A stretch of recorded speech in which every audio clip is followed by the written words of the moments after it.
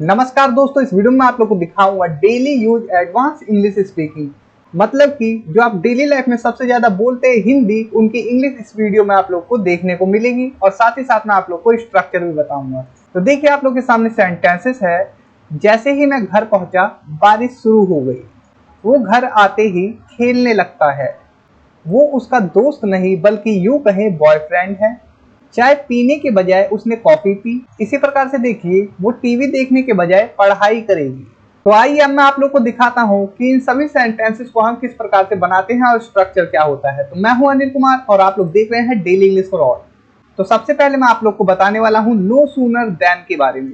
मतलब जैसे ही, तकरीबन वैसे ही, इसका सेंस आता है हिंदी में। जैसे ही मैं घर पहुंचा, बारिश शुरू हो गई।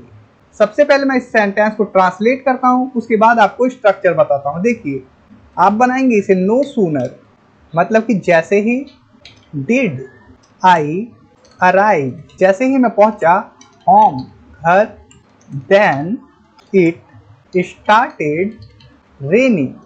No sooner did I arrive home, जैसे ही मैं घर पहुंचा, देन इट स्टार्टेड रेनिंग, बारिश होने लगी या बारिश शुरू हो गई। तो देखिए, नो सूनर का स्ट्रक्चर कुछ इस प्रकार से होगा। सबसे पहले नो सूनर, उसके बाद हेल्पिंग वर्ब आएगा, जैसे कि डिड है। अगर प्रेजेंट की बात होती तो डू का यूज करते अकॉर्डिंग टू सब्जेक्ट और टेंस। ठीक है, हेल्पिंग वर्ब आएगा। उसके बाद आप सब्जेक्ट रखते हैं, वर्ब, उसके बाद अदर वर्ड्स, और उसके बाद देन लगाते हैं, और उसके बाद ये सेकंड वाला सेंटेंस रख देते हैं। अब इस स्ट्रक्चर को ध्यान में रखकर ये वाला सेंटेंस बनाने की कोशिश करिए। जैसे ही उसने कार चलाई, बर्फबारी शुरू हो गई। तो no sooner had he driven the car then it began to snow.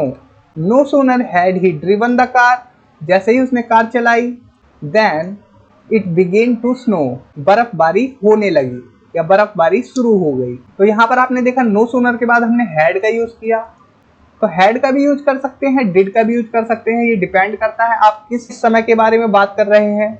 Okay, आप डिड का भी यूज कर सकते हैं। जब डिड का यूज करेंगे तो सब्जेक्ट के बाद वर्ब की फर्स्ट फॉर्म आएगी। हैड का यूज करेंगे तो सब्जेक्ट के बाद वर्ब की थर्ड फॉर्म आएगी, जैसा कि पास्ट परफेक्ट में होता है।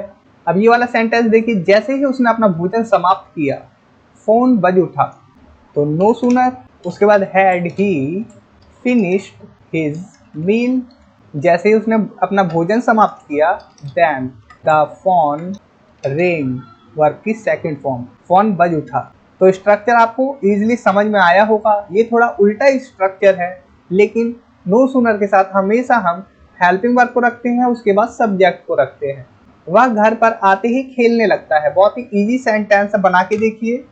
सबसे पहले नो सूनर आपको लगाना है, उसके बाद हेल्पिंग वर्ब इसमें क्या आएगा, लगता है, मतलब प्रेजेंट की बात है, तो यहाँ पर डज आएगा क्योंकि ही की बात हो रही है। अगर आई की बात होती, जैसे ही मैं घर पे आता हूँ, मैं खेलने लगता हूँ, तो आई होता, तो यहाँ पर डू का यूज होता। Does he come home then he starts playing. No sooner does he come, जैसे ही वो आता है होम, घर पर, देन ही स्टार्ट्स प्लेइंग, खेलने लगता है। तो उम्मीद है ये स्ट्रक्चर आप लोग को इजीली समझ में आया होगा। अब देखिए, और रेदर का मतलब होता है या बल्कि, या इसके बजाय, या यूं कहे कि, ये सेंस आता है और रेदर से। आप एग्जांपल से समझेंगे। देखिए, ये मेरा कमरा नहीं है, या यूं कहे कि ये मेरा कमरा हुआ करता था। जब अपनी बात को, मतलब स्टेटमेंट को करेक्ट करना हो, तब हम और रेदर का यूज करते हैं। जैसे कि ये मेरा कमरा नहीं है, या यूं कहे कि ये मेरा कमरा हुआ करता था। ये मेरा दोस्त नहीं है, या यूं कहे कि ये मेरा दोस्त हुआ करता था। अपनी बात को करेक्ट करना। तो आप बनाएंगे, this is not my room, ये मेरा कमरा नहीं है। और रेदर मतलब बल्कि, या यूं कहें, it used to be my room, ये मेरा कमरा नहीं है, this is not my room. और रेदर, या यूं कहें कि it use to be my room, ये मेरा कमरा हुआ करता था। या फिर कहें, और रेदर मतलब बल्कि, या इसके बजाय, ये मेरा कमरा हुआ करता था, ये सेंस है। बाहर बारिश नहीं हो रही है, या यूं कहें कि सिर्फ बूंदाबांदी हो रही है। इस सेंटेंस को बनाने की कोशिश करिए। बाहर बारिश नहीं हो रही है, सबसे पहले ये बनाइए, it is not raining, present continuous, outside it is not raining outside, बाहर बारिश नहीं हो रही है, और रेदर इसके बजाय इट इज जस्ट ड्रिजलिंग, या यूं कहे सिर्फ बूंदाबांदी हो रही है। मुझे चिप्स का एक पैकेट दे दो, या बल्कि कुरकुरे दे दो। मान लीजिए आप दुकान पर गए और आपने बोला कि मुझे चिप्स का एक पैकेट दे दो, फिर आपको याद आया कि नहीं नहीं कुरकुरे का दे दो, तो यही है। या यूं कहे कि कुरकुरे दे दो, बल्कि कुरकुरे दे दो, ठीक है। अपनी बात को करेक्ट करने के लिए और रैदर का यूज करते हैं। तो इस सेंटेंस को आप बनाएंगे, सबसे पहले आप बनाइए मुझे चिप्स का पैकेट दे दो। Give me a packet of chips. आपको चिप्स तो चाहिए नहीं, तो आप क्या बोलेंगे, अरे बल्कि मेरे को कुरकुरे दे दो। तो उस बल्कि के लिए आप बोलते हैं और रैदर कुरकुरे। ओके, अगर आप इस प्रकार से बोलते हैं तो ये लेस फॉर्मल है ये, मतलब कि ये ज्यादा फॉर्मल नहीं है। आप इस कुरकुरे की जगह इससे पहले लगा सकते हैं गिव मी कुरकुरे, ठीक है। आप इस गिव मी को हटा भी सकते हैं, लेकिन वो थोड़ा फॉर्मल नहीं लगेगा। लेकिन आप बोलते हैं गिव मी कुरकुरे, तो ये ज्यादा फॉर्मल है। Give me a packet of chips, मुझे एक पैकेट चिप्स दे दो। और रेदर बल्कि नहीं बल्कि ऐसे सेंस होता है।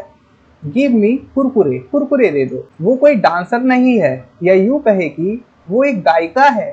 सी इज नॉट अ डांसर, और रेदर इज अ सिंगर। इस प्रकार से बोल सकते हैं, या फिर आप इस प्रकार से भी बोल सकते हैं। आपको दिखा देता हूँ, she is not a dancer और rather she is a singer, या आप सीधा बोल सकते हैं अ सिंगर, ठीक है। इस प्रकार से भी बोल सकते हैं। लेकिन ये जो ऊपर वाला है ये फॉर्मल है, ये ज्यादा फॉर्मल है और ये कम फॉर्मल है, दोनों प्रकार से बोल सकते हैं। अब देखिए रेदर देन मतलब के बजाय, और इसकी तुलना हम करते हैं इंस्टेड ऑफ से। इसका मतलब भी होता है के बजाय। अब इन दोनों में क्या अंतर है, देखिए उसने पार्क में जाने के बजाय घर पर रहने का फैसला किया। पहले ये सेंटेंस समझिए, उसने पार्क में जाने के बजाय घर पर रहने का फैसला किया। तो she decided to stay home, उसने घर पर रहने का फैसला किया। She decided to stay home rather than to go to the park। Okay, she decided to stay home, उसने घर पर रहने का फैसला किया rather than इसके बजाय to go to the park, park जाने के बजाय, पार्टी में जाने के बजाय मैं घर पर ही रुका रहा। अब मैं आप लोग को rather than और instead of में अंतर बता देता हूँ। देखिए rather than से हम किसी चीज को चुनने या पसंद करने की बात करते हैं। rather than से क्या किया जाता है, किसी चीज को चुनने या पसंद करने की बात करते हैं। और यहाँ पर एक और चीज याद रखना, जो rather than से पहले क्रिया आएगी मतलब वर्ब आएगी, वो जिस फॉर्म में होगी, अगर वो इंफिनिटिव फॉर्म में है तो rather than के बाद भी इंफिनिटिव फॉर्म ही आना चाहिए। जैसे कि टू स्टे, तो rather than के बाद टू गो। ओके, अगर फर्स्ट फॉर्म में है rather than से पहले वर्ब, तो rather than के बाद भी फर्स्ट फॉर्म में ही आएगी वर्ब। जबकि इंस्टीड ऑफ का जब हम यूज करते हैं तो किसी चीज को चुनने या पसंद करने की बात नहीं करते हैं हम, और इससे पहले कोई भी वर्ब की फॉर्म हो, इसके बाद कोई और से भी वर्ब की फॉर्म आ सकती है। इसमें कोई वो नहीं है कि इंस्टीड ऑफ से पहले आई है वही इंस्टीड ऑफ के बाद आएगी, ऐसा नहीं है। अब एग्जांपल देखिए, मैं पार्टी में जाने के बजाय घर पर ही रुका रहा। तो इस वाले सेंटेंस को हम बनाते हैं इंस्टीड ऑफ से, जैसे instead of going to the party, क्योंकि ये वाला सेंटेंस जो है इसमें कुछ पसंद करने की बात नहीं है। आई स्टेड एट होम। अब यहाँ पर देखिए हमने इंस्टेड ऑफ का यूज किया। क्यों करते हैं हम इंस्टेड ऑफ का यूज, जब हमें कुछ पसंद ना करना हो, हम सीधा बताए कि ये करने के बजाय मैंने ये कर दिया, इसमें कोई पसंद की बात नहीं है, ठीक है। तो पार्टी में जाने के बजाय मैं घर पर ही रुका रहा, कुछ पसंद वाली बात नहीं है इसमें, ठीक है। तो instead of going to the party, party में जाने के बजाय इंस्टेड ऑफ के बाद वर्ब की आईएनजी फॉर्म आई, आई स्टेड एट होम, मैं घर पर रुका। अब देखिए चाय पीने के बजाय उसने कॉफी पी। आप इस सेंटेंस को बनाएंगे, ही ड्रिंक कॉफी, उसने कॉफी पी इंस्टेड ऑफ ड्रिंकिंग टी, चाय पीने के बजाय, ठीक है। ही ड्रिंक, यहाँ वर्ब की सेकंड फॉर्म और इंस्टेड ऑफ के बाद वर्ब की ING form. He drink coffee instead of drinking tea, चाय पीने के बजाय उसने कॉफी पी। यहाँ पर भी कुछ पसंद करने की बात नहीं थी, तो हमने इंस्टेड ऑफ का यूज किया। इसी प्रकार से मुझे बाइक के बजाय कार चाहिए, ये वाला सेंटेंस देखिए, आई वॉन्ट अ कार, मुझे कार चाहिए इंस्टेड ऑफ अ बाइक, एक बाइक के बजाय। यहाँ पर भी कोई पसंद की बात नहीं है। अब देखिए ये वाला सेंटेंस, उसने गाड़ी चलाने के बजाय पैदल चलना पसंद किया। अब यहाँ पसंद की बात है तो यहाँ पर हम rather than का यूज कर लेंगे। He preferred walking, उसने वॉकिंग पसंद किया मतलब कि प्रीफर किया। rather than इसके बजाय ड्राइविंग के बजाय उसने गाड़ी चलाने के बजाय पैदल चलना पसंद किया। He preferred walking rather than driving। यहाँ पर भी वर्ब की आएंगी फॉर्म, तो rather than के बाद क्या आएगा, वर्ब की आएंगी फॉर्म ही आएगी। जो यहाँ पर वर्ब होगी वही वर्ब rather than के बाद होगी। वो टीवी देखने के बजाय पढ़ाई करेगी। यहाँ पर फिर से कुछ पसंद करने की बात नहीं है, तो हम इंस्टेड ऑफ का यूज करेंगे। She would study rather than watch TV। वो पढ़ाई करेगी rather than watch TV, TV देखने के बजाय। यहाँ पर भी वर्ब की फर्स्ट फॉर्म, यहाँ पर भी वर्ब की फर्स्ट फॉर्म।